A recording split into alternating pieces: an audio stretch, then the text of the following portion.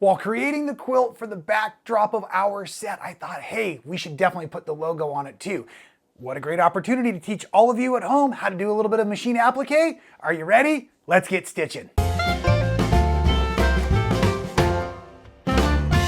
And welcome everybody to Sew Well. I am your host, Rob Appel, and I am super excited to see all of you out there with one of my new videos for Stitch in Heaven. This is super exciting for me. I am working out of my home studio in California, and we are going to be talking about machine applique in just a second, but I want to tell you a little bit more, the bigger story about this project, because I think it's super cool. The project on the back wall you're looking at is a quilt called Synergy. It was designed by Christy Smith and Tiffany Hayes in the book Splice Magic. Now, if you would like to know how to make this quilt, I've already put up a really fun tutorial that is called Rob Appel Breaks into a Quilt Shop and Makes This, or something like that. I don't even remember these titles I come up with, but yes, I did. I broke into Stitch in Heaven and I spent all night long making this quilt, helping myself to some of the best tools and supplies and toys that were in the shop, and it was really, really a fun project. So I'll take you through all of the patchwork all the way to the binding on this. But in the video, I didn't realize what we were going to really do with the quilt. And that is now, this is the home quilt, this is the backdrop, this is the set. And I wanted to put my own logo, the new applique, right on top of this. So even though this looks like a graphic that is just floating in the video, this really is here. This is really appliqued on the project. I took video while I was doing it so that I could talk you through the steps, but I was too embarrassed with the ugly nature of the wall behind me to take it down and let you watch me quilt it and talk about it live. So we're going to do a quick talkistration on how and why I approach the applique with both surface and reverse applique. And I guess before I even answer that question, let me slow down a freckle and just talk about the supplies.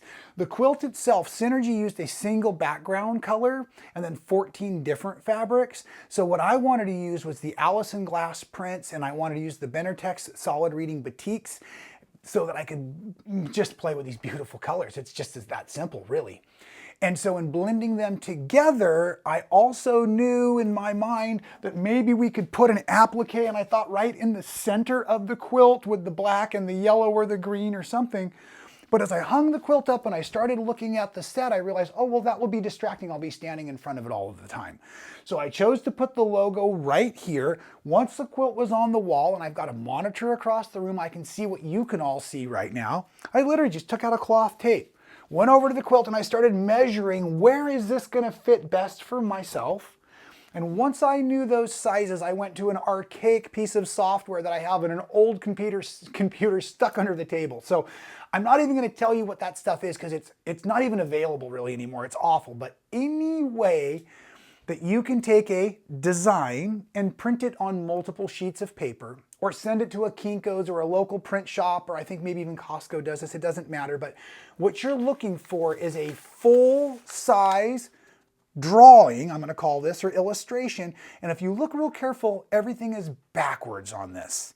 And that is because my favorite fusible web is the Heat and Bond Feather Light. Now the Feather Light is amazing because I can do lots and lots and lots of layers of applique on top of each other if I was making one of my sea life quilts or one of my landscape quilts. Today we're actually only using 2 layers, so you could have used the standard Heat and Bond Light. That's the fusible web that Stitch in Heaven puts in all of their laser cut applique kits, so you've probably already used it before and love it. And there's another version out there called Steam-A-Seam, and I purposefully chose not to use that product on this project because of the potential for it sticking back together while I was handling the applique. That will probably make more sense in a few moments.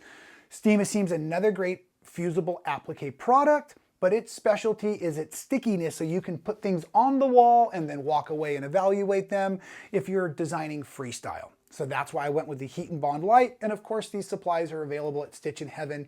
There'll be links in the description below. I took my fusible web and I put it on top, and with the fusible web, there's a shiny side, which is the glue, and a smooth paper side.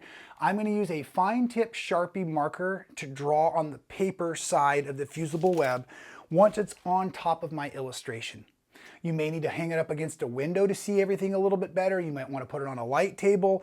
I just use these real high contrast, black and white illustrations so that it's easy enough to see what was going on.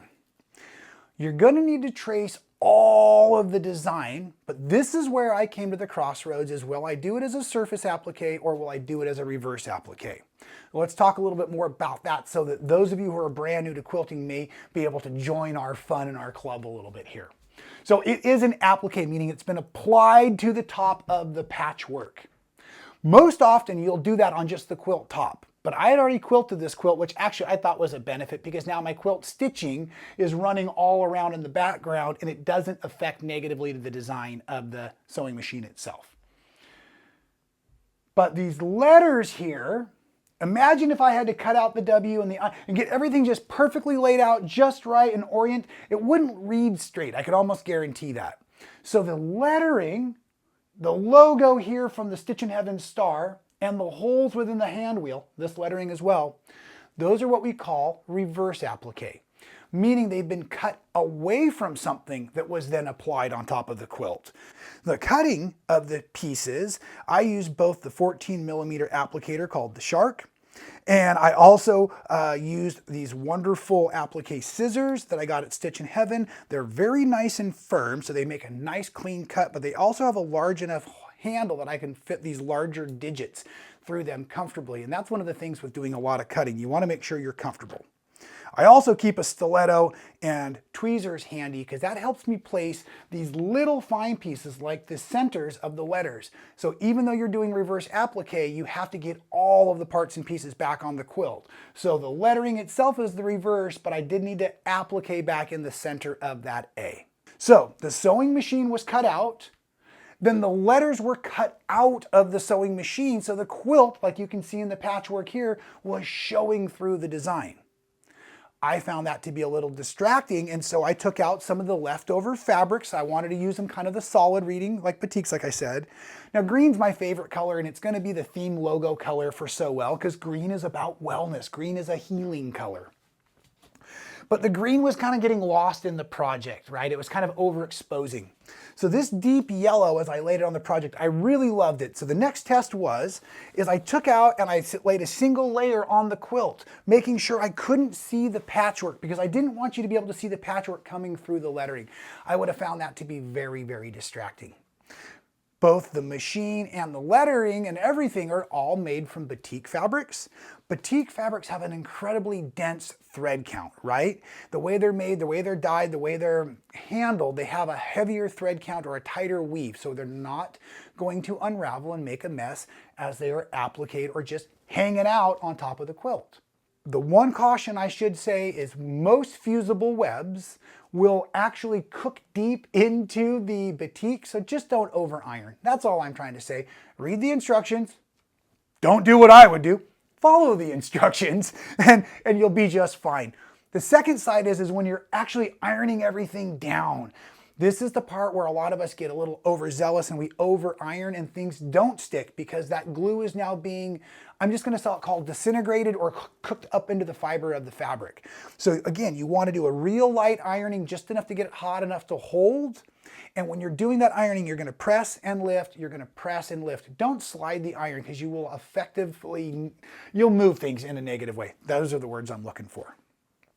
Now, once everything has been applied and your entire design is exactly where you want it, we're going to start the machine quilting process. For appliques, I almost always use what's called a spring motion foot or a hopping foot.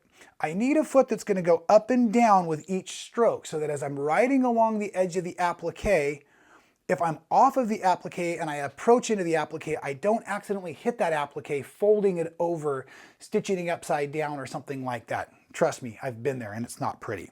So the hopping or the spring motion feet are fantastic for applique because they're going to lift with each stroke and that's going to make it very nice and effective for your applique. And all of these little teeny pieces, the inside of the letters, I considered the most delicate. And so after they were ironed down nice and secure, that is where I began the free motion machine quilting process. I prefer to use a matching color thread. I'm not a fan of monofilament. Well, that's not true. I like to go fishing, so I would use monofilament while fishing, but I wouldn't use it in my quilt projects. I just don't believe in it, and I can make an hour-long video on why I don't agree with monofilament. But it's easier for me to say if you're not feeling confident in your stitching or you just want it to match, just make your threads match. It will be more camouflage than clear thread, I promise you. I also put the black thread in the bobbin because I don't care what the back of the quilt looks like at this point. And I didn't want to have like yellow thread coming through and showing up in the applique. That would have also been distracting. So I used black in the bobbin, black in the top, and I also used a polyester thread. Even though most quilting is done with cottons, this is not an heirloom project. I had a lot of fusible web, and the polyester thread is just a bit stronger, and it will keep from shredding and fraying. And so if you're really new to free motion quilting, especially on applique, treat yourself to some polyester thread. It will help you get your rhythm down to the point where you're a confident quilter. And once your movements as a quilter become more confident, you can use whatever you like because you're not putting as much wear and tear on the supplies. Hopefully that makes a little bit of sense. The last trick I will offer for all of you today is one of my favorite all-time tricks, and that is a sharp needle. No, I don't mean like a sharp needle, I mean sharps or Microtex. So size 80-12 and the word Microtex or sharps are synonymous. They mean the same thing. They mean that the needle was developed with this really aggressive tip, so it cuts quickly or weaves quickly through the fiber, even when it's been densely put together with all this applique stuff, and gets those threads put together beautifully for your applique and really simplifies the process. So if you learned nothing else this afternoon, give one of those Sharps 80/12s a try. I think you will love it for almost all of your piecing as well, but it is absolutely my preferred needle for any free motion quilting, especially when I'm doing appliques, right? I hope that really explains a lot of what was going through my head and my heart while I was processing how do I get this applique here once and for all so that you can all enjoy it. Those techniques are the same exact questions I ask myself every time I'm getting ready to do an applique. What is the easiest approach? How can I design this? Draw a lot and cut a little. How can I finish it off with success? What color threads am I going to quilt it with? And where am I going to place all of this just to make that quilt extra special? These are the things I love to do, and I hope I will see you in another video very soon to explain more and more of what I love about quilting. Super glad you were here today. As a matter of fact, as we are rolling out a bunch of new videos, I would love to hear from all of you. What are some of your applique experiences? Do you have applique projects that you're stuck on? How can I help you? Let me know in the comments below. Make sure you're subscribed, and we will see you real soon right here at Sew Well with Rob Appel.